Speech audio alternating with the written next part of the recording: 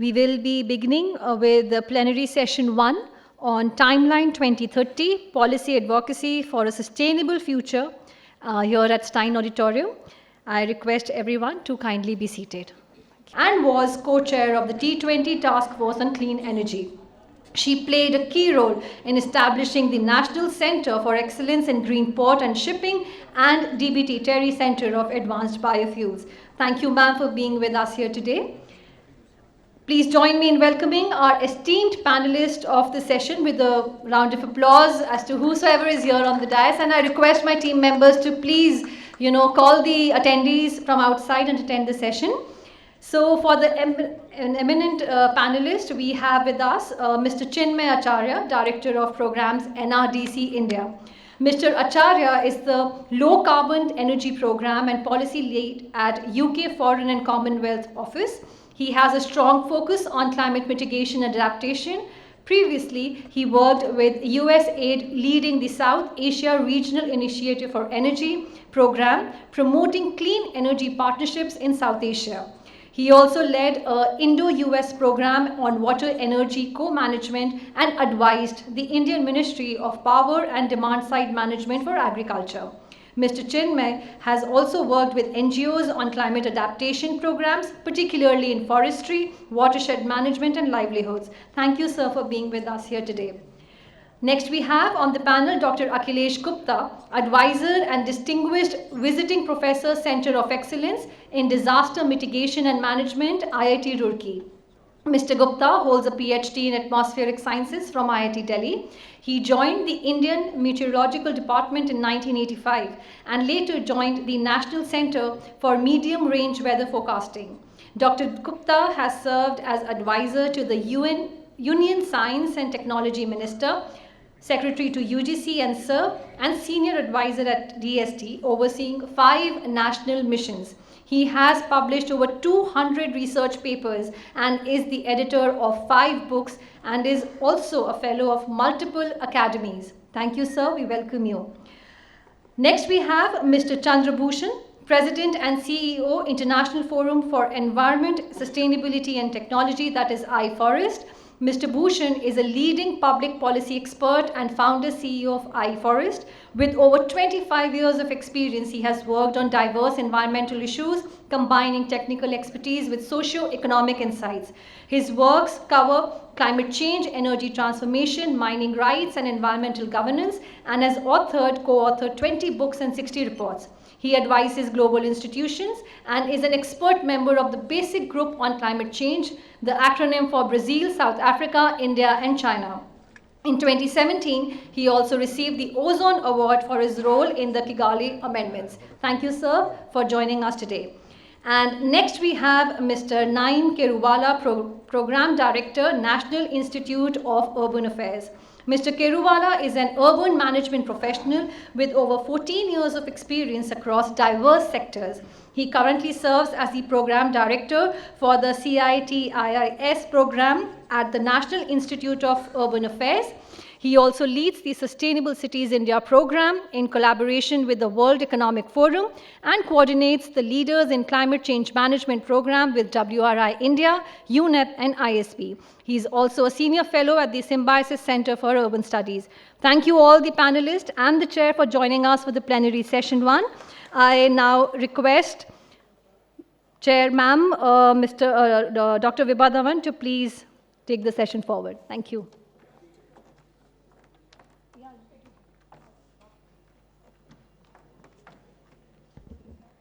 I suppose we extended the inaugural to an extent that everyone wants to have a cup of tea. So they should be joining us shortly. And, but I suppose in the interest of the time, we should get started. And it's definitely my honor to chair this first plenary session on Timeline 2030, Policy Advocacy for a Sustainable Future. As someone who is working in Terry for almost 40 years now, and initially, of course, I started my career with biotechnology, and there was a lot of discussion on genetically modified plants. And then if you look at climate change, the other areas, sustainability, we find that policy has a very important role to play. You can kill a technology, you can make a technology successful if you have the right policies. And it is also very important that while we are developing policies, we need to involve the stakeholders as well. Because the questions they may ask later, those should be asked in the beginning. It's also like we researchers, sometimes we feel why we are not doing this.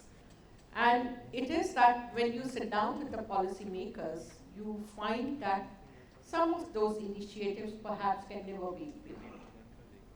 So it is both ways. It is the policies which can actually be implemented, and you also cannot develop a policy in isolation. Everything has impact on other. Like for example, when we, and I'm taking this example, maybe a wrong one, but since the air pollution in Delhi is so high, and many of my friends who come from overseas country, and the immediate question is it all due to parali burning? The answer is it's not all due to parali burning, but definitely it is something like if you are suffering from diabetes and you eat more of sweets, it's going to impact you, but then sweets is not the only reason. You are already suffering. And then one of the reasons that why parali is being burnt, which wasn't the case maybe 10, 15 years back. It wasn't burnt to that an extent. Of course, it's both. It is that, first of all, pollution due to other factors was not that great, and it was also not burned. What was the policy change by the government? Because we wanted to save water, and therefore the sowing of paddy was delayed. There is a government regulation. You cannot, rather government announces date every year when can you start with paddy plantation. And therefore, the plant has to get mature, the crop has to get mature, and your harvesting time of paddy got delayed. Your wheat varieties are the same, and then the farmer needs the field yesterday, not even today. So the best way is for him is to burn the crop residue. Policies we also require somewhere, perhaps on how do you collect the agriculture residue, can we mechanize it, and so on. So therefore, each policy has impact on something else. And therefore, developing policies also becomes extremely important. Now, what we are here, and we all are well recognizing that there is an urgent need to rethink and redefine our approaches to sustainability, especially in the wake of frequent calamities and disasters, which have become too common. The Intergovernmental Panel on Climate Change report in 2021, dubbed as the code red for humanity, and that serves as a stark reminder that we are at a tipping point. The gap between policy intentions and implementation has never been more evident, and it is essential that we explore practical, action-oriented solutions in this session to mitigate these impacts, especially in the disaster-prone areas. And over the years, of course, personally also I have been involved in drafting some of the policies, especially in the field of biotechnology and some in the field of climate change at national and international levels. And the Paris Agreement, for instance, remains a critical foundation for global climate action. And I'm glad that in COP this time at least, that is something which was accepted, and it definitely mentions that on this planet, if humanity has to survive, we cannot afford the temperature to go beyond 2 degrees centigrade.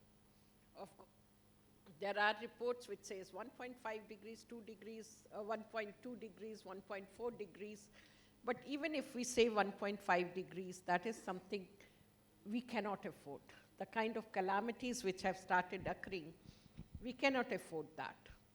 The other thing, and as I said, that one policy impacts other, and we can't look anything in isolation. And I'll draw your attention to one particular project, that is National Center of Excellence on Green Ports and Shipping that Terry is implementing. Now, the unique part of this particular center is, first of all, we have to look at what are the international policies, how is it they are going to impact our shipping sector. It is something like we are talking today, we are talking of cross-boundary carbon tax. If one ship goes, or one country goes for cleaner fuel, ships have to go long distances. So will there be facilities in other countries to refuel that ship? There are implications right from ship building to ship dismantling. And if you say green ports, it is not the infrastructure at the port alone. What kind of trucks are then coming over there to take the material? And logistics, on-time arrival. So there are so many factors that are to be looked into, and that is how the one policy is going to have impact on the other. And we should be very careful about all those issues, and rather the new projects should basically look into, in totality, the holistic view, life cycle analysis. And I'll draw your attention to another thing, and that is we are talking, or it is implemented in Delhi, 10-year-old diesel vehicle and 15-year-old petrol vehicles cannot run any longer. But what kind of LCA we need to do? Because what costs us in terms of GHG emission, what is the total footprint of manufacturing a car? Is our steel sector green? So looking into all these, I personally feel we have far more responsibility in terms of making right policies and implementing and ensuring, first of all, that they can be implementable. And also, like maybe the policy which we make today needs to be changed 5 years from now or even before that, because the way we are equipped today in generating knowledge and new technologies, the changes can be much faster as well. I don't want to take all the time, so I'll just come to the end, and that is the importance of building resilient cities, and it is not just retrofitting the existing infrastructure. We need policies that encourage the development of new climate resilient structures that are not only energy efficient, but are adaptable to changing climatic conditions. For example, cities in flood-prone regions need to invest in both gray, that is the hard infrastructure, and green, that is the natural infrastructure, thus creating a multifaceted approach to disaster risk assessment.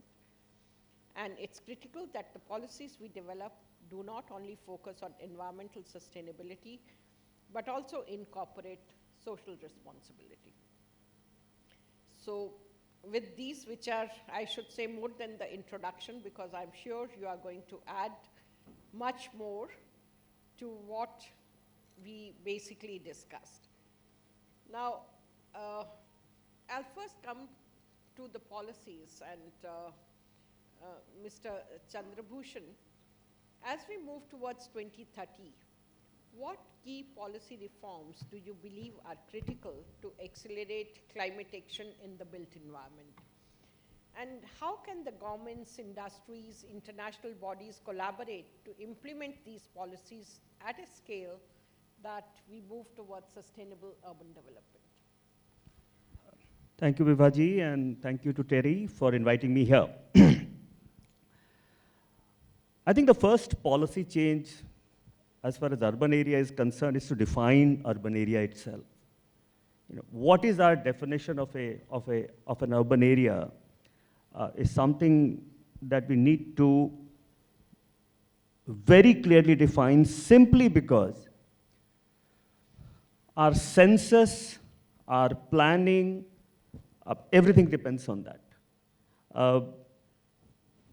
People say, our census says that our urban population is only about 30%. Maybe it will become 30% In the next census, we'll get about 30%. And we will reach urbanization of 50% by 2050.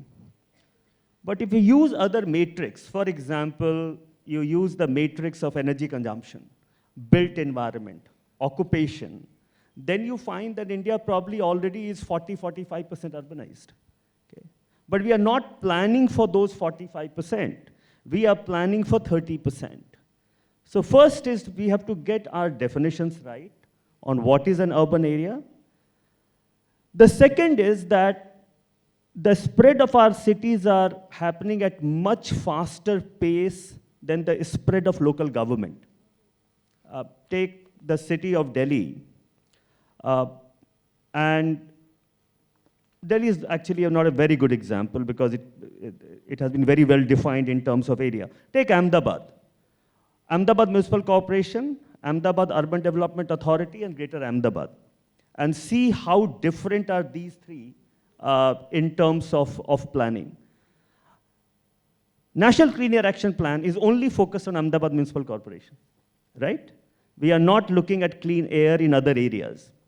So my second point will be that how flexible and quick we are in recognizing the fast pace in which urbanization is happening, simultaneously planning for that change and building local governments. Because at the end of the day, most of the peri-urban areas remain without proper local government. And therefore, most of the environmental action that has to take place doesn't take place. So from urban perspective, I think first is definitional issue that we need to address. Second is planning issue and local government issue that we need to address. On local government itself, I always give this example whenever I talk on urbanization is I ask people, please name your mayor. Who is the mayor of the city? And 90% of the time, people cannot name their mayor because we do not believe that urban government is important. If you want really a good urban governance, then the most important government agency which is responsible for our life is local government. It is neither the chief minister or the prime minister. They have nothing to do with our daily life. Our daily life depends on our corporator, our municipal commissioner, and our mayor. But in our entire political discourse, we give possibly the least value to the local government. India's urban challenge can never be solved by chief minister and prime ministers. It will be solved by a good mayor. Okay? That is across the world. At one point of time, Mayor Daley of Chicago, you can see there's an extremely good sitcom on this mayor of Chicago who was more powerful than the president of the United States. He built that city. And if we need really good urbanization, we will have to have a strong local government, strong mayors, strong corporators, because that is the only level of government that has both executive and legislative power. I think we also forget, in fact, that what our constitution provides for local government. So the third point will be, how do we strengthen local government? Because a state government cannot implement whether your building is green or not. Okay. Our faith in state departments to implement those things are misplaced. We will need strong local government to do most of our environmental sustainability in our cities. The last point is that I think we have to, with the kind of crisis we face in India, from climate change to local environmental problems, to housing people in our cities, I believe that we have to now think about not incremental solution, but also disruptive solutions. We as a society are told, that's how we are trained actually, that move incrementally. And our history of 75 years shows that incremental solutions have not actually solved the problem simply because the rapid pace in which our population is growing, the rapid pace in which our economic growth is happening, the rapid growth in which our aspirations are increasing. Incremental solutions are not going to work. So we will have to think about disruptive solutions in energy, in building material, in construction technology, then only we will be able to solve our problem, simply because the pace of other sector of society is far, far higher than the pace in policy making. Everything is moving at a much more rapid pace. Aspiration of younger generation is moving at a much, much faster pace than what our policymakers can cope with. Our economy is changing at a much faster pace. And government has no control on it. Again, I want to make this point that our innate faith in few government pillars is frankly not how the market is moving. Okay? Market forces and social forces are far, far more powerful than some organs of the government in which we believe they will solve the problem. And that's the last point I want to make, that apart from putting faith in government, we will have to put faith in our society as well as in market to find answers. Thank you, Mr. Bhushan, for making amply clear whom to go. And you're absolutely right. We don't know the name of the mayor, and we just start blaming one party or the other. And we really don't know whom to go for. And the policies, you are absolutely right, the way the life is changing. Few years back, we were not talking of solar rooftop. We were not talking of electric cars. And with the result, and also that how one is going to impact other, if you're staying in a society, how many charging points would you be requiring? And it will also be related to how do you generate clean energy. So one policy is definitely related to the other, and we have to move in that direction. But the challenges and the demand, fast action. You look at what happens in Gurgaon. One rain, and you can be stuck in the traffic for 5 years. What happened in Bangalore? So it's everywhere that we really have to look for fast changes, and you're right that it has to be with the involvement of all the stakeholders. So we all also have to take and say that this is little what I can do to make the cities more livable. I'll come to Mr. Acharya. In your role at USAID, you manage over 10 million Indo-US bilateral program on water energy co-management. How can India build on such international collaborations to address the challenges of integrated water and energy resource management in the context of increasing climate risks and disasters? And what policies should be prioritized to ensure that climate change adaptation strategies are effectively implemented across all the sectors? Thank you, Bibaji. Thanks to Griha Council for the invitation. So international collaboration, fostering policy development in any particular country, it is an interesting aspect. We need to have the domestic policies or experience that the international partner wants to promote, because that's the best practice that they have demonstrated, and that best practice can come to use in another geography. So when we think of mitigation areas, I think mitigation and adaptation areas, one clear linkage, and you mentioned about that, about my prior experience on water energy co-management. Water and energy are two resources that are strongly correlated. And energy, when we take care of the energy side, we are taking care of the mitigation aspects. When we look at the water side, we are looking at adaptation aspects. Now, some of the areas where we could potentially collaborate with international governments, with other governments, is wastewater recycling and reuse. There are competing requirements of fresh water. The industry needs fresh water, farmers need fresh water, and then urban areas, the citizens need fresh water. But fresh water is a very stressed resource. Now, if we can have water recycle and reuse, particularly for non-potable applications, let's say non-sensitive, non-potable applications in the industries, then a large volume of what is getting consumed in cities can be provided to the municipalities. And that is one area actually what we explored under the Indo-US project called Water Energy Nexus Activity, or WENEXA, where Nagpur city, if I recall correctly, at that time was generating about 70 MLD of wastewater. And that wastewater was being done, some basic treatment was being done, and then to comply with the pollution norms, and then discharged.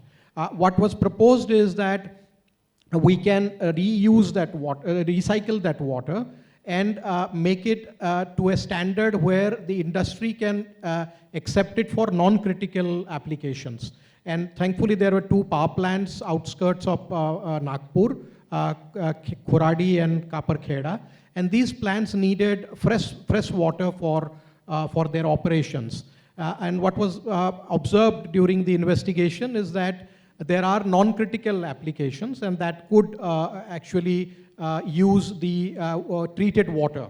And that kind of a model was demonstrated. So I think, but that particular project remained a pilot project. I think there are opportunities to do more on that side. And we can partner with international organizations, let's say Israel.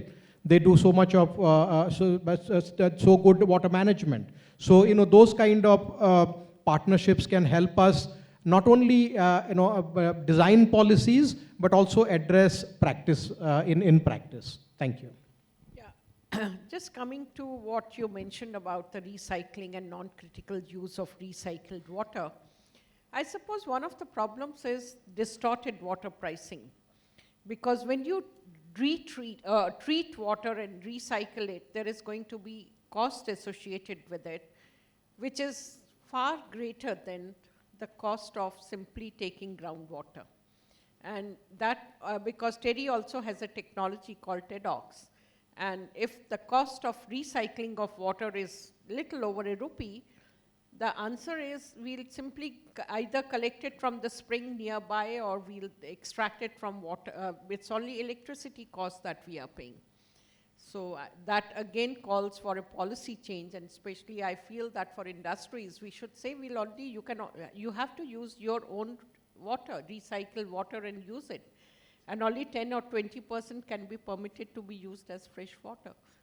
But again, that is, one will have to ensure that such policies come, and rather than giving free water, we should give them a sort of subsidy so that they pay for the water through that subsidy, but they value that money then. I'll come to Dr. Gupta. India's vulnerability to climate-related disaster is increasing, it goes without saying. And especially when we look at floods, cyclones, droughts, they are happening all the time, everywhere in the country, it's like that. So what role do you believe policies can play in building resilience in most disaster-prone areas, and how can these areas be empowered to take proactive steps? Thank you, Chair, and let me begin by thanking Terry for inviting me. In the opening remarks, Chair herself mentioned that I think we are reaching a tipping point in climate change. I've been associated with IPCC since its second report in way back in early 90s. And I've seen how the assessments have changed over the time. We started with saying that, okay, the global temperature should not rise beyond 1 degree centigrade by end of the century. The last report, the sixth report, says that we already reached 1.2 degrees centigrade, and now to reach 1.5 degrees centigrade will not take more than 2 decades. So the target that hit the report was saying at the end of the century, we are going to have the target in the next 20 years. Once we cross 1.5 degrees centigrade, we have already reached the tipping point where no return will be possible. Now, this is one part of the story, but the other part of the story is that the climate change is now directly connected with the extreme events. You can see entire globe is, in number of events are increasing nearly 2.5 times in last 5 decades. And India is a specific case where not only the increase in disasters have been seen, their frequency, duration, intensity, and extent, all the whole are changing. And this is very interesting. And that makes all the difference. So we did a vulnerability analysis recently in the Department of Science and Technology at the district level, and along with that we did risk analysis. And we realized that India is a very special case where the eastern India and western India are clearly divided. While western India has good resilience, eastern India has very poor resilience. Interestingly, if you map the vulnerability, it matches so well with the poverty map, and also matches so well with the population density and of course the income. And so therefore the eastern India has definitely lower adaptive capacity compared to western. So we did prepare, and this is required a policy that state government must in fact develop policies. How do we build up the adaptive capacity of people to meet the climate change regime? One angle that is added to this thing is the urban climate. I think it was mentioned, and this is going to bring a new dimension.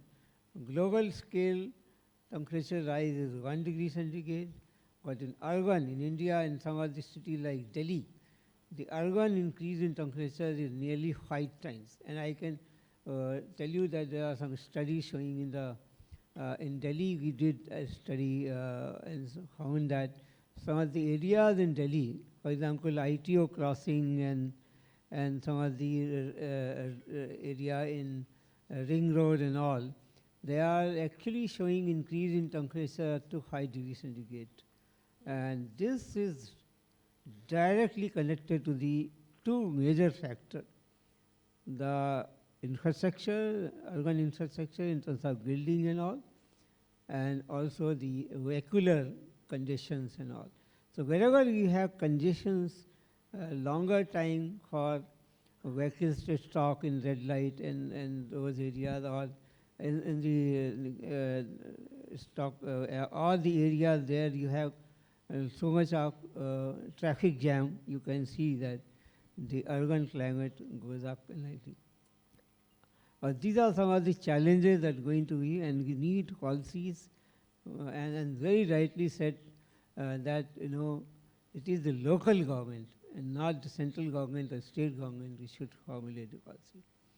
And therefore, the involvement of the civil societies and the local government will be very important, and policies should be made area-wise, not city-wise.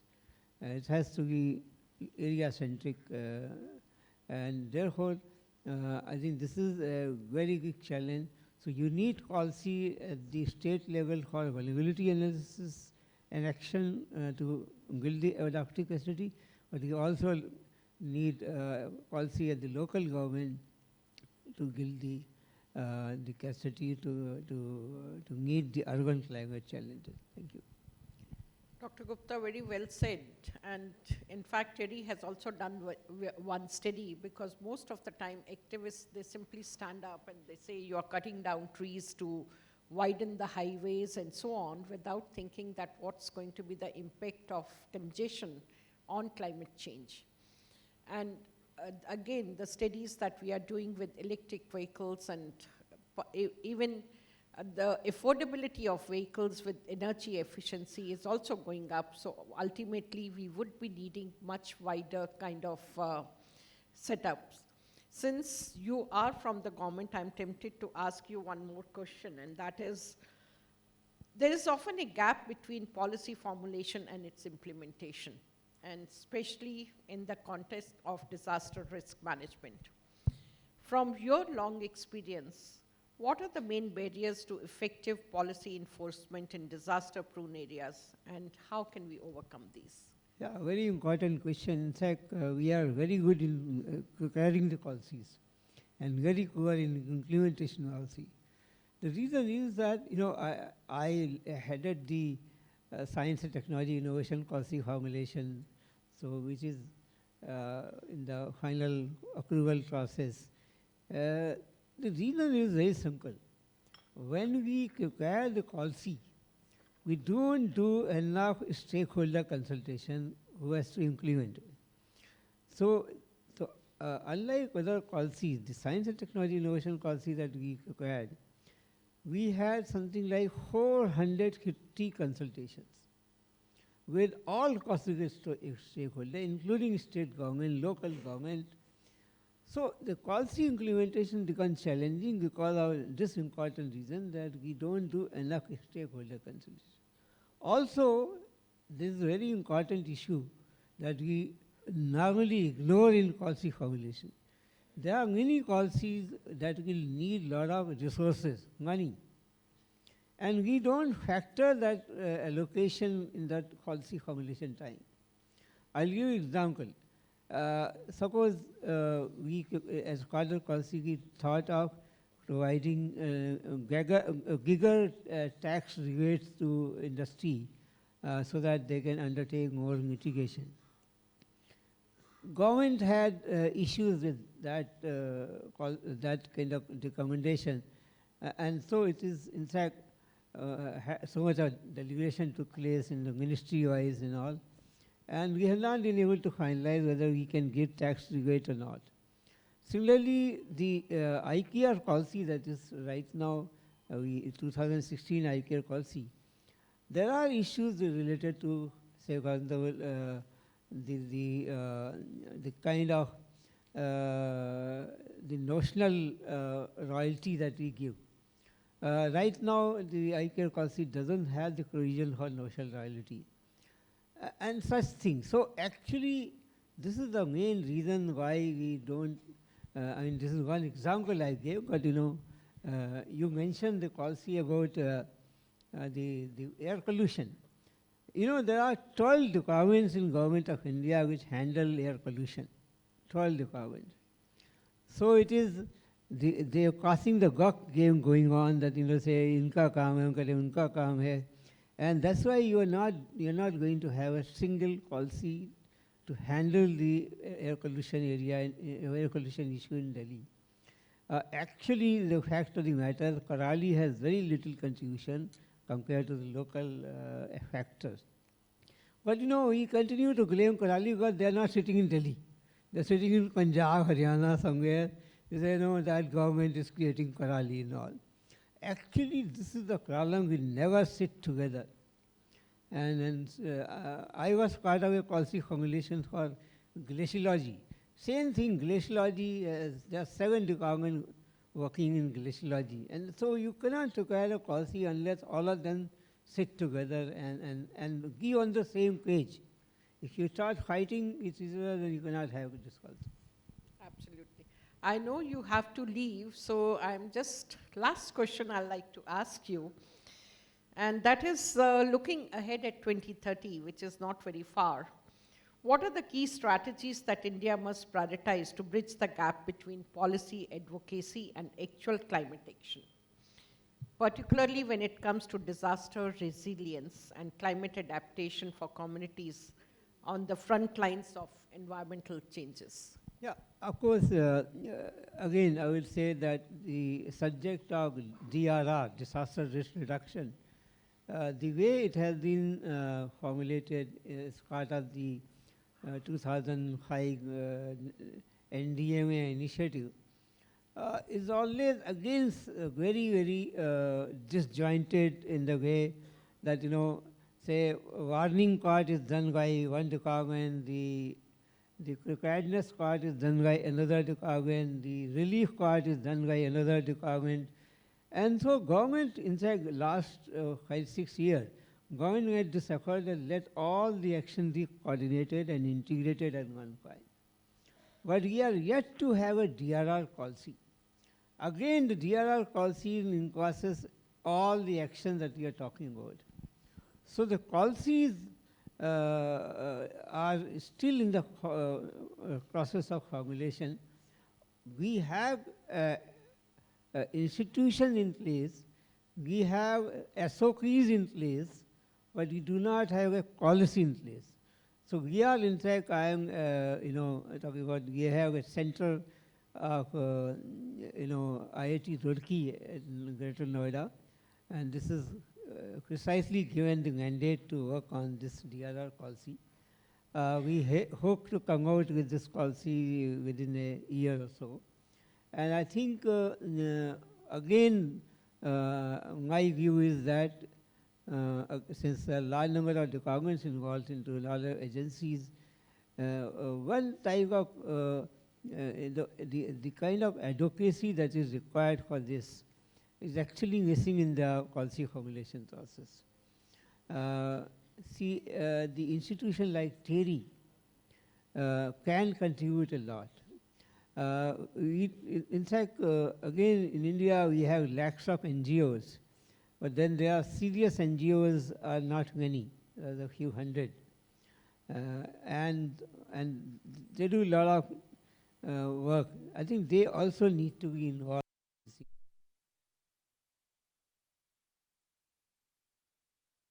Good feedback. So in fact, we have already prepared a kind of plan strategy to have a wide-ranging consultations and also to work at all levels, including the advocacy level. And I hope that things will see. But I think this is another reason why policy fail, because they do not involve stakeholders, including the NGOs and the agencies and the institutions like JERI. And that is how we find that the poor policy formulation lead to a poor implementation. Thank you so much, and thank you for acknowledging TERI. And for some of you who are more, I should say, who are new or attending GREHA for the first time, TERI has just celebrated its Golden Jubilee. We are a 50-year-old organization with 1,000+ colleagues. And that is how I should say even GREHA is brainchild of TERI. And what we felt was that those who follow good practices, they should be acknowledged. And they should also know what is good. So that is what GREHA is. We teach everyone, like there are, what we released today also, it is that there are means that you can go green, which are not very expensive, and acknowledge those who are doing good work. So thank you for acknowledging TERI and GREHA both. Thank you so much. And that, yes, we are all under one roof and no interest, it's not for profit, so whatever we do must go to the public at large. And thank you for inviting me. I'm sorry I had to leave, so I need your permission to leave. I have another engagement at 2 o'clock. Thank you very much. I understand that, and maybe what we can do is have a quick photograph with him, and thereafter we will continue with our discussions.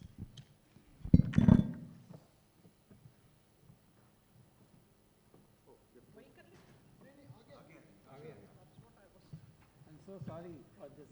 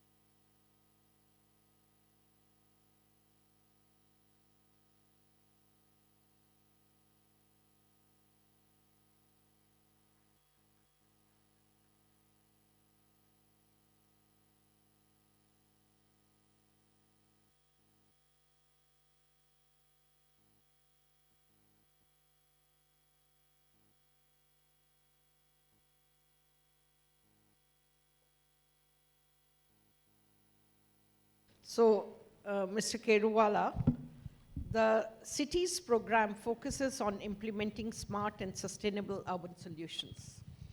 Now, given the urgent climate crisis we are facing, how do you envision the role of urban policy in accelerating climate action? And what are some key policy interventions you believe are essential to make cities more resilient to both climate change and natural disasters? Thank you very much, Dr. Dhawan, and thanks to Griha Council and Terry for inviting me for this session. And I think I'd just like to reiterate what most of the panel members have already said, is that we need very strong local governments, and we need to go back to the basics. We don't really need any major innovation as so as to say, because a lot of things that I think the National Commission on Urbanization in 1988, the Charles Correa report, we're actually going through all the reports once again, because as most of you would know that, Mahua has also now formed working groups on various governance reforms. So we are supporting those working groups, and when we look at it, a lot of it, what the committees said in the 80s, has still not been implemented. So 74th Amendment, when we talk about it, now the precursor was the National Commission on Urbanization, but a lot of it was missed out in the amendment itself. So we really need to go back and start looking at that.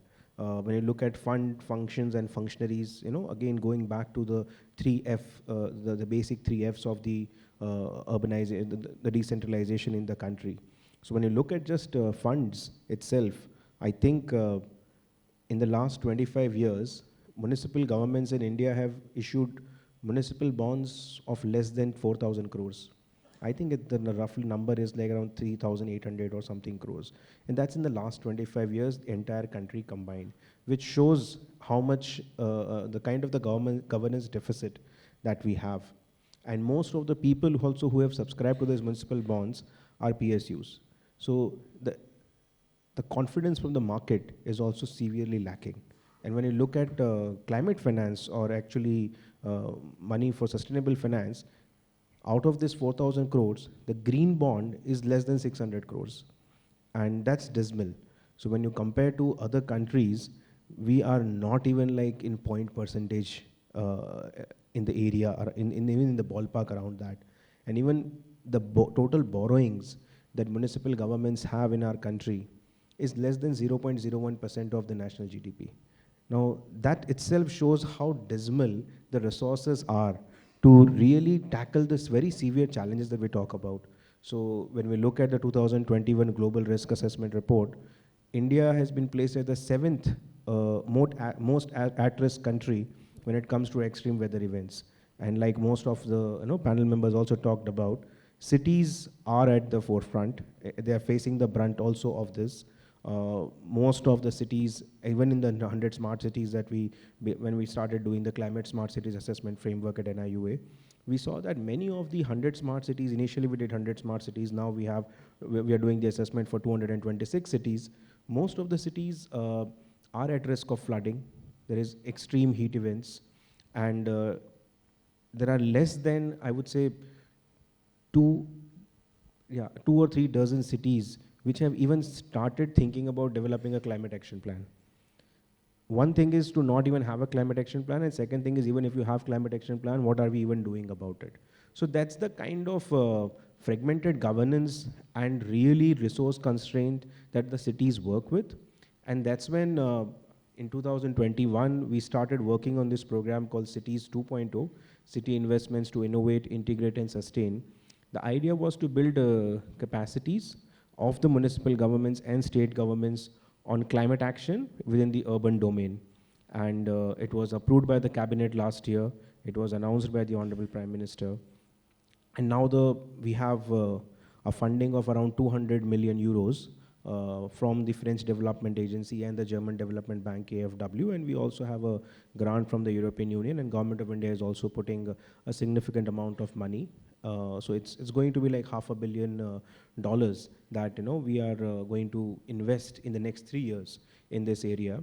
And we just a couple of days ago finalized the overall fund allocation to various states about it. And The money is going to go to basically build dedicated climate action departments within municipal corporations. Because we also realize that, yes, it's cross-cutting, but unless you have some owner, some anchor, it might not happen.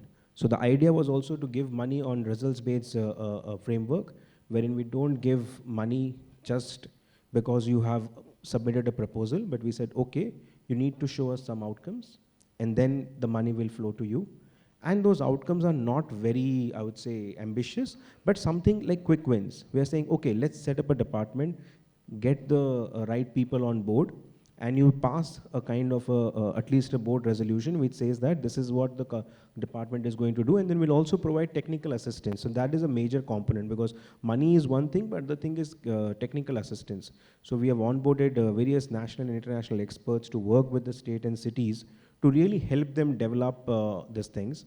And another very important aspect we realize is the deficit of data, the climate data for the cities. So we have right now also developing a large module to subsume a lot of things that have already been done. So NIU has developed something called CDOT, Climate Data Observatory, but now we want to kind of scale it up and say, okay, let's create a National Climate Data Observatory, which will not just look at the climate data which was part of the CSEF, but will also going into the project details in terms of if, let's say, Mumbai wants to do get some investments from or issue green bonds or any kind of assessment, what is it it's already doing? What is not just its parameters when it comes to air quality, water and other roles, but what are the, where is the exact money going in, and link it back to climate budgets. And not have a separate climate budget, because again, cities that have developed separate climate budgets, the total allocation, I was looking at a report that was launched by Dr. Ravikant Joshi last week, it says it's less than 1%. So we don't want separate climate budgets. What we need is vertical integration within all government departments or from the climate lens and mainstreaming the climate lens. So that's what we are working on right now. Thank you. Thank you, and this is very encouraging to see that you are trying to bridge the existing gap between the high-level policy framework and the local-level implementation. And that is what is required. And you're right, we make climate action plans and they are never implemented. And by the time we think of implementing, the climate change has already occurred or the damage has been done, and it becomes all the more difficult. So thank you for all those points, and I'll come back to you, Mr. Bhushan. While there has been significant policy advocacy for climate action, there remains a gap in the practical enforcement of these policies at the ground level, more so in the developing regions. From your experience with iForest, what do you see is the biggest barrier to translating national climate policies into local, actionable measures? And how can we close the existing gap to ensure that climate policies not only exist on paper, but they lead to tangible environmental outcomes? So my first comment is, frankly, we do not have a climate policy in this country. We have climate missions. So we have 8 missions, which is, India doesn't have a climate policy, India doesn't have a climate legislation, and of the 8 missions that we have solar mission, which has done very well. I don't know what is the status of urban mission. Does it exist or is dead? No idea. I have no idea about Himalayan mission. So as a country, frankly, we do not have a climate framework.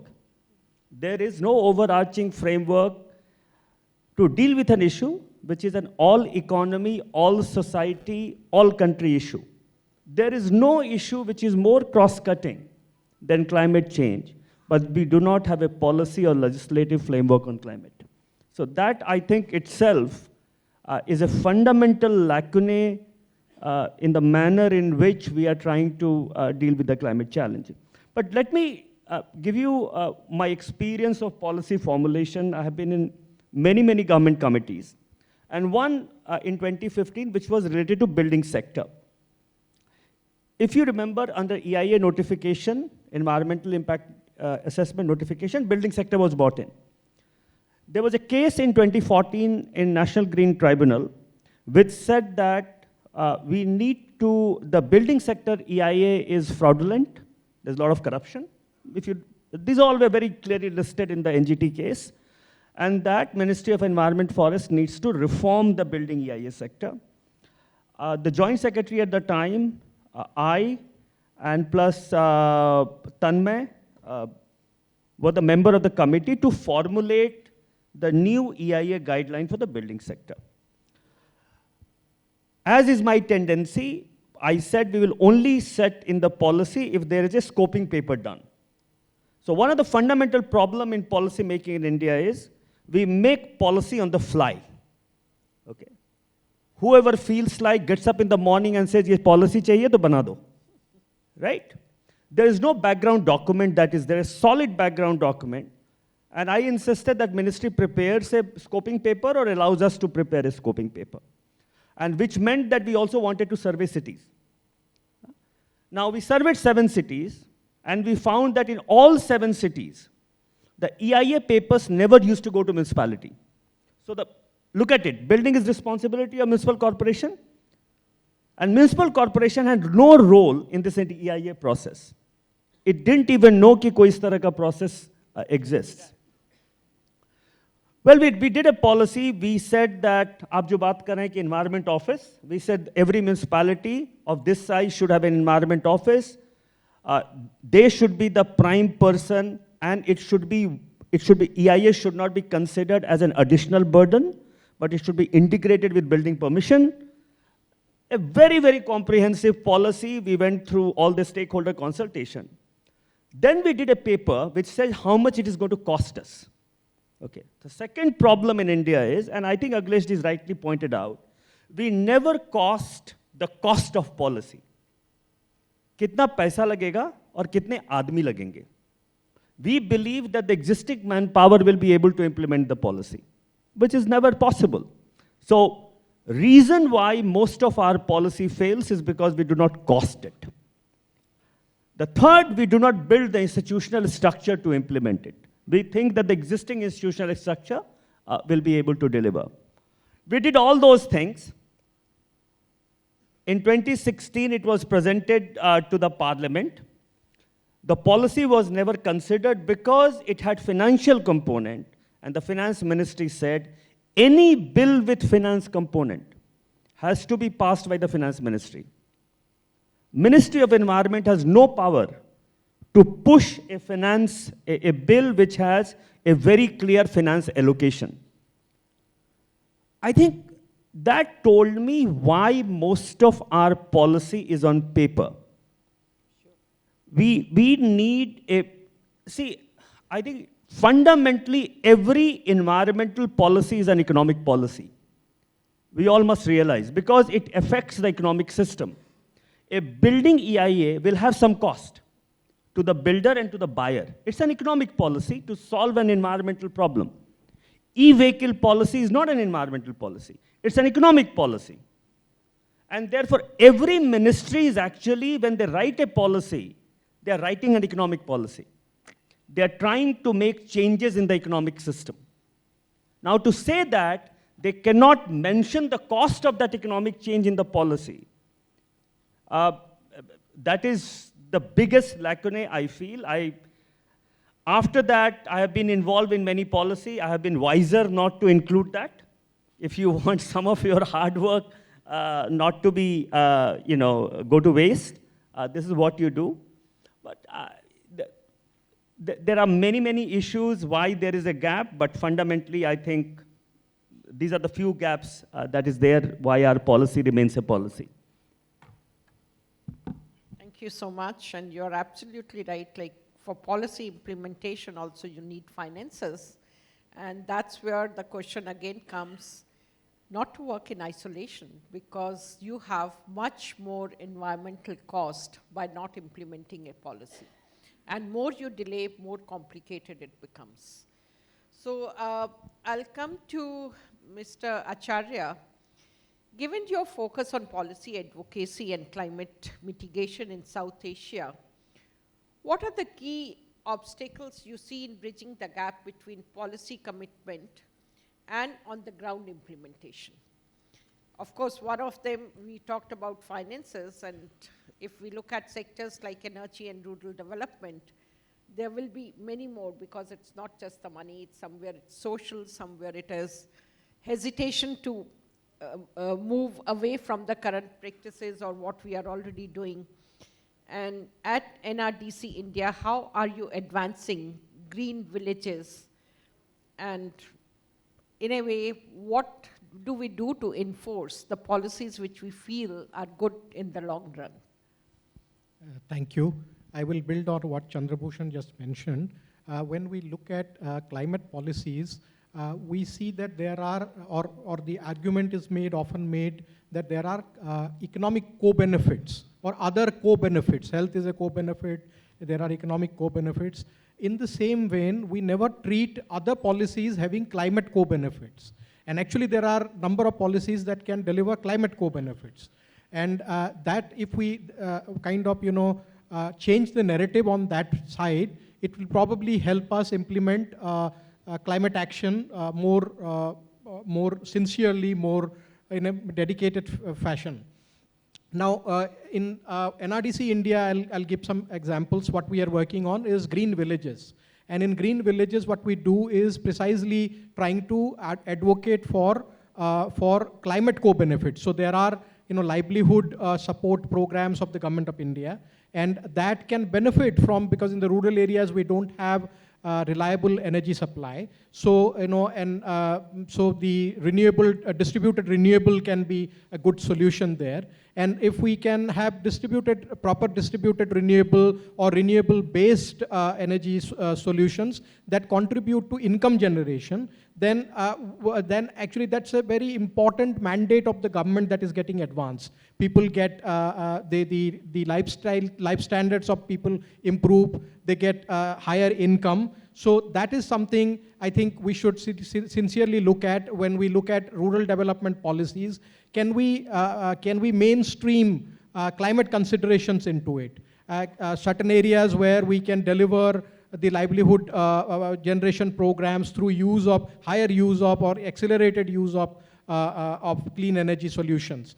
For instance, in our Green Village program, we look at lighting, we look at energy efficient fans, we look at electric mobility. So those kind of things can be supported by other ministries and will deliver climate results. Thank you. Yeah, sure. So associated question, because you have also worked very closely with Ministry of Power in developing national level strategies for demand side management. So what policy recommendations would you propose for the energy sector to contribute more efficiently to India's low carbon transition? And how can policies be crafted to support the transition of both urban and rural energy systems to meet the goals set under the Paris Agreement? Again, I think we discussed that what have been the fallacies in policy implementation, why policy implementation lacks seriousness. So we talked about dedicated resources in terms of fiscal resources as well as human resources. Now, when we look at the current scenario, I think in the clean energy transition, say energy efficiency, renewable energy, they seem to be making business case at the moment. But there are a lot of other areas where investment is required, but there is viability gap for those investments. Two such areas that come to mind is, one is green hydrogen, and of course the Government of India has the National Green Hydrogen Mission. But and the second one is storage, because renewable energy can be successful only if we enable the storage infrastructure.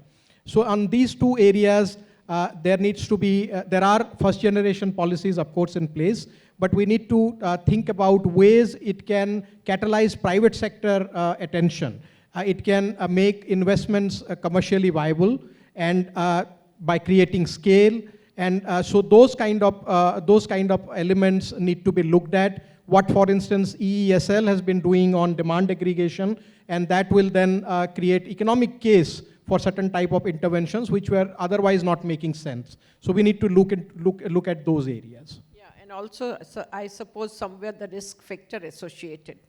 Because if you set up the entire EV infrastructure and tomorrow hydrogen becomes a reality, then what will they do? And also the way the cost of solar had come down in the past. So I suppose investors are a little sensitive towards it. Who will take care of my risk? So coming back to you, Mr. Bhushan, while the Paris Agreement has been a critical milestone in the global climate action, many nations are facing challenges in translating their climate commitments into concrete action.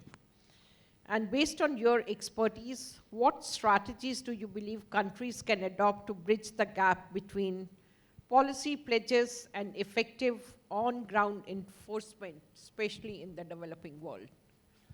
So you have to see how countries with very clear-cut targets are trying to meet their commitments. They are trying to do it through legislation. Yeah. So we have developed countries who have now put, especially European countries, who have now have corresponding domestic legislation to international commitment. So if they have committed reduction in emission, they have a legislation domestically. They're accountable to their parliament to meet those commitments. Some of them are meeting it, some of them are struggling. Germany has legislation, UK has legislation.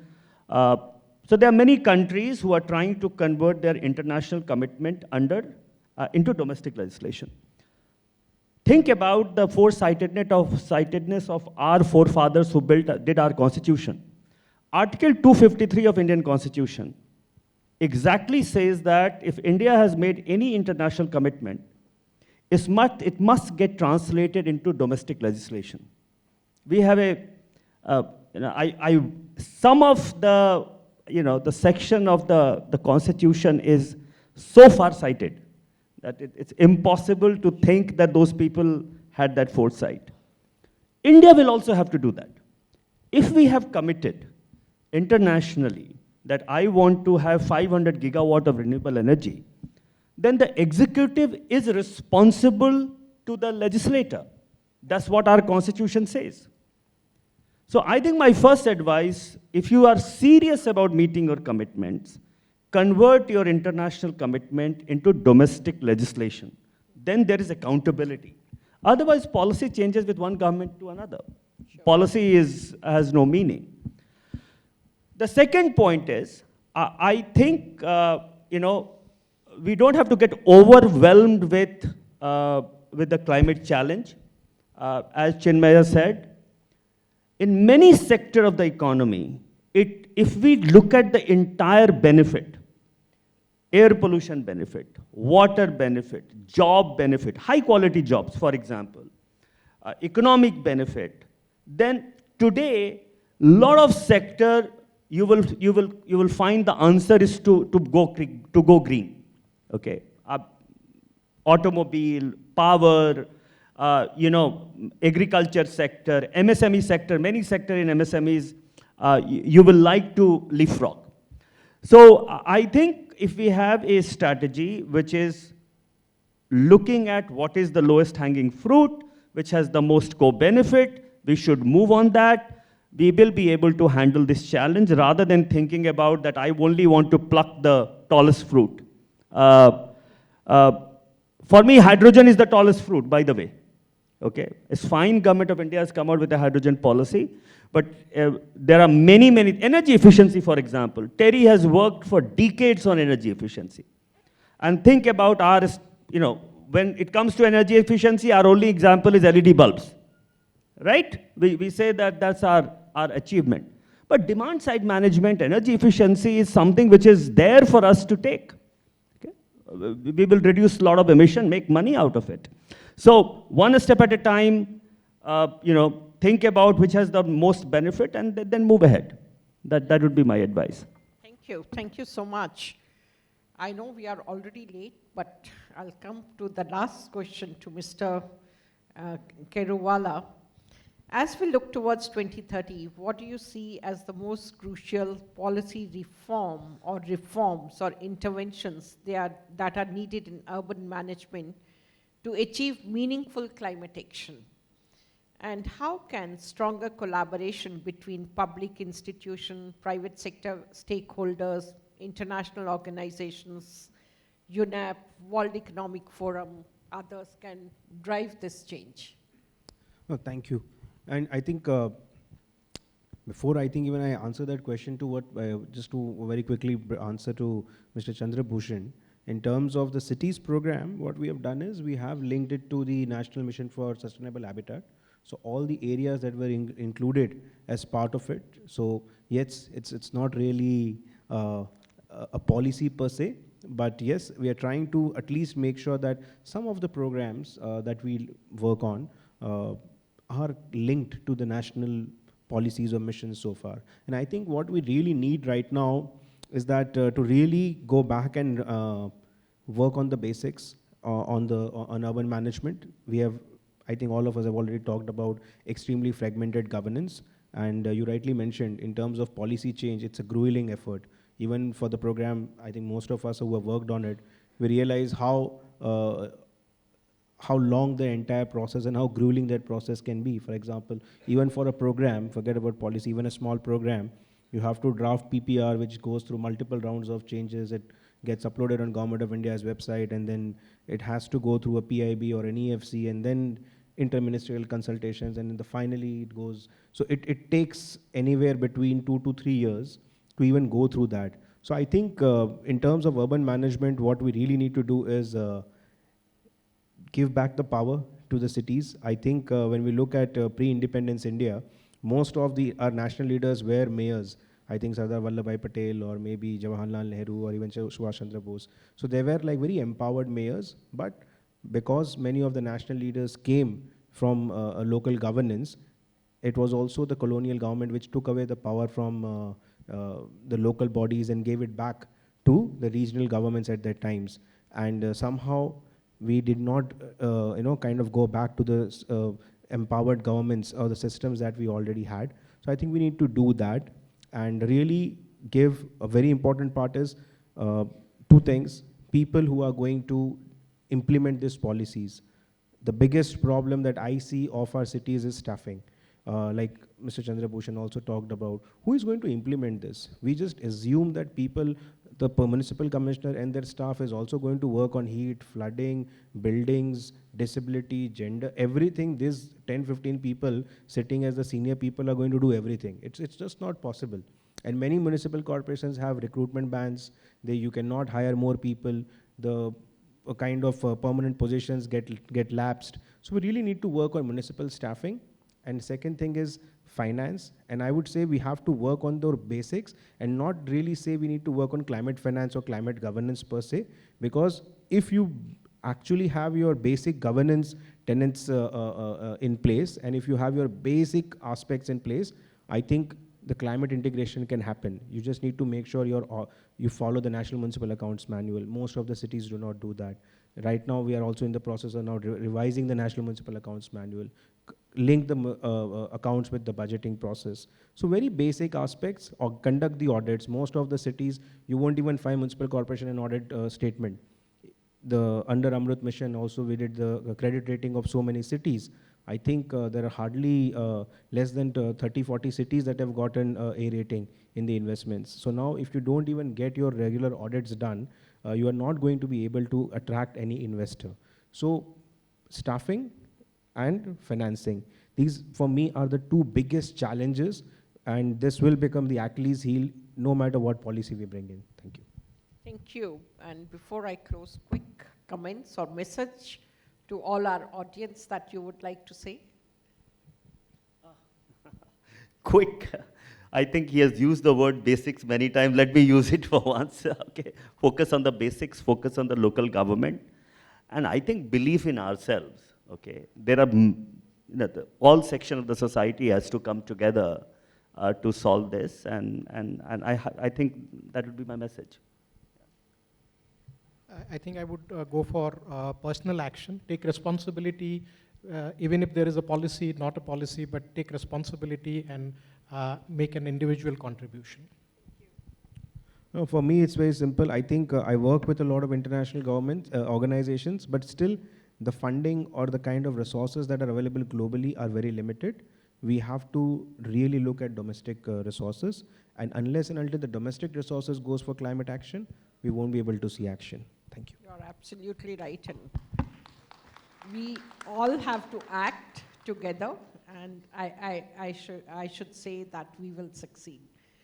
So it would be wrong on my part to close it without opening it to audience. So please ask questions. We'll take questions for next 5 minutes. And maybe what we'll do is we'll take all the questions together so that we save on time. Over here, and then over here, I see 2 hands. Is there 3, 4? Perfect. Hello. Thanks for interesting discussion. Actually, what Mr. Chandra Bhushan said, that others also have added, we were responsible for implementing policy in the state of Himachal Pradesh. I am Professor S.S. Chandel from Shulni University, Center of Energy. So I'd like that in 1994, we implemented a policy, Solar House Action Plan for Himachal Pradesh, and that policy was based upon the MNRE also took up the policy that all the buildings should be designed as per solar passive building technology. Now we have come back again that we are working on solar photovoltaics other things. So these technologies are very important where the design changes can be made easily. Second point which he said, that we are making policy but we are not implementing them. We don't have infrastructure to implement, we don't have funds to do that. So with our experience with this policy was that it was energy efficient, belonging to sustainable development goals which we are talking now in 24 or 23. But we have to continuation of the policies also. Because once state government comes, central government comes, they close those policies. MNRE also closed the policy. So this continuity is required. Municipal corporation will not be able to do that. I think state government as well as central government, they should work in coherence this.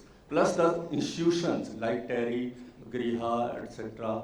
And there are 32 centers of energy throughout the country at present. And they can create manpower for such initiatives also. Second point, I just wanted briefly, we are talking about green villages, smart villages, etc. So we destroyed our villages because they were green already. After maybe you look back about 50 years ago, they were green. But we put up some new technologies, etc. So we go back to that if you want to really green villages or eco villages. Thank you. You're absolutely right. India was quite sustainable to begin with, and that's what is engraved in DNA of each one of us. We believe in sustainability. Over to you. We'll take all the questions.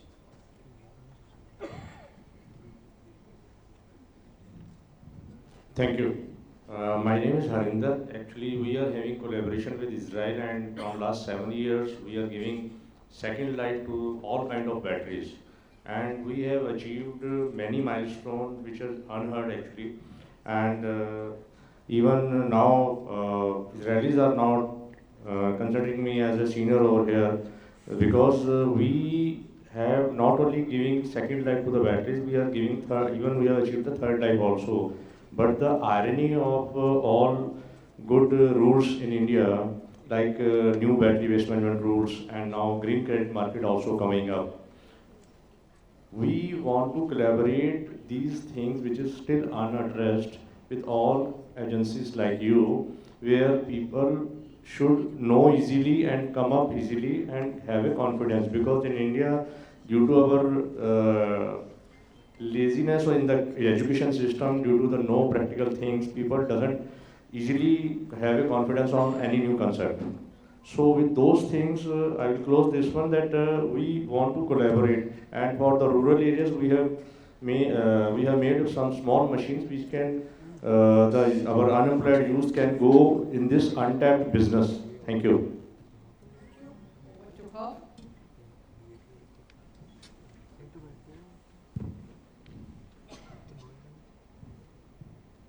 Thank you so much. Thank you, Terry. Thank you, Griha. I'm an ex-Griha and Terry employee. I was working with Terry for 9 years. And currently, I'm leading a company called Sustainability Leaders of Orissa. So in Odisha, currently I'm working with the MP, Member of Parliament of Bhubaneswar. She was actually ex-commissioner, Bhubaneswar commissioner. She was an ISO officer for 25 years. So working on the same proposal, Sustainable Development Plan of Bhubaneswar City, and we have submitted this proposal to Municipal Corporation, PMC. I appreciate and I really admire Mr. Bhushan's the way, the strongly you had put this note that actually we do not have the power, the mayor's power in the city. Because in what, as per my experience, what I experienced in Odisha, whatever decisions are happening at commissioner level. Mayors are just, I don't know, they are officially or politically they are superior, they are but just supposed to sign on the paper, they are not taking any technical decisions or not taking the leadership. So my question is for Mr. Bhushan is how to empower the mayor? I mean, is it already there in the political scope, in her power that she's not utilizing, or is there any other regulation or rule that we can propose to government so that we can empower the mayor? What is the process? Thank you for the panelists for a very nice brainstorming. My only concern is about the urban and rural divide. That being all policies in place, in rural areas, my concern is about the investment in the properties. Because for that, only government is up there. So affordability and benefits, they are limited. So what is the way ahead? Like, that I'm interested in. Thank you. Let me just address, and the last question you can address. We will divide, right? I think you have to go back and look at how 74th Amendment has been implemented in Odisha. Number one, different states have devolved different powers to the local governments. Okay. Kerala, for example, has devolved far more than many other states. But structurally speaking, a municipal corporation commissioner is subordinate to a mayor. Okay. And corporator and mayor are the policy makers. Commissioner and his people are executors. Okay. Now, which means that in our current constitutional framework, the local government has to be headed by mayor. She has or he has all the powers to do whatever they want, and they have to implement it. Now, the problem in India is something called as precedence, right? Many of the cities have become municipal corporation later. Before they became municipal corporation, okay, there was precedence in which bureaucracy takes the lead. So a process has been set up. Even when they become municipal corporation, that process continues. So my recommendation would be to look at to what extent the amendments have been implemented in Odisha, number one. To look at the procedure, because procedure will have to change. And number three, you need actually very active politician at the local government. It's politics, right? You need active politician. The average voting in local government in India is 18%. We keep talking about what is the voting percentage in state and national election, and we are very happy because it is 60%. The average voting across India on local government is less than 20%. So not even 20% of us vote for position which is directly affecting our lives. Okay. So it is incumbent on all of us to make sure that we have local government much stronger than what they are right now. I'll attempt to answer the question on urban-rural divide. I think in the rural areas, my experience has been that there is demand, but demand is latent. And because there is the latent demand, if we can work on organizing the demand and creating some kind of demand aggregation, then affordability can only be, because it is unfair to say that for every product we need to have subsidy. That's practically not possible as well. How cost will come down is when we have economies of scale. And economies of scale can happen when we work with the communities and from the latent demand bring out the actual demand, and then the market can we can go to the market, have a higher negotiation, and the affordability can increase. I think on the mayor's issue, I think 74th Amendment, again, if you go back at it, there's an issue in terms of the cities are a state subject. If you look at the union list, state list, concurrent list, it's a state subject. So at the end of the day, only if your State Urban Act is modified and it's actually kind of, those functions are devolved, then only it can work. But you cannot force a state to do that because at the end of the day, it's a state subject. And to actually empower mayors, I think a few years ago, there was a private member's bill that was introduced in the parliament to say we should have directly elected, mayors. But obviously, it did not go through. So there is also this issue of political will, because everyone wants decentralization to end at them, not go down below them. Because 74th Amendment also talked about that below the mayors, you should have ward sabhas, and below ward sabhas, you should have area sabhas. Maharashtra actually developed the area sabha bill, which again never saw the light of the day. Many people again worked on it. So that's the unfortunate reality. And on Sir's point about the technology or for wet waste and other things, we are working at NIUA, we are working a lot with the industry right now. Right now also, if you see many of the, there's an exhibition going on by many technology companies.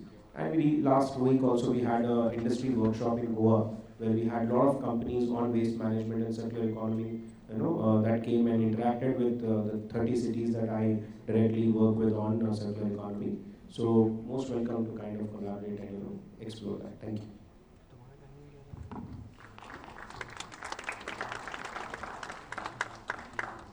Thanks to all the panelists, and I learned a lot, and I'm sure all the audience, they are more sensible than when they came to the room. We have got a lot of knowledge from you and some idea how to proceed further. So thank you so much, and so give them a big applause. We are a little late, so maybe MC will let us know when to come back again after lunch. Thank you, Dr. Vibha Dhawan, for chairing the session, and thank you to the dignitaries for being part of the panel.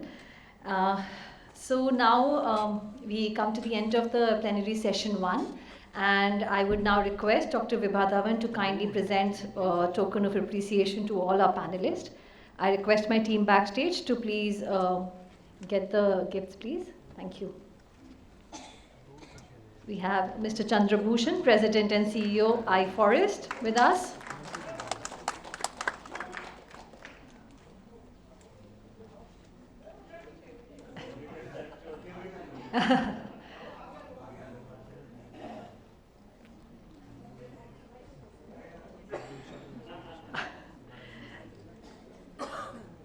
And we have with us Mr. Chinmay Acharya, Director of Programs, NRDC India.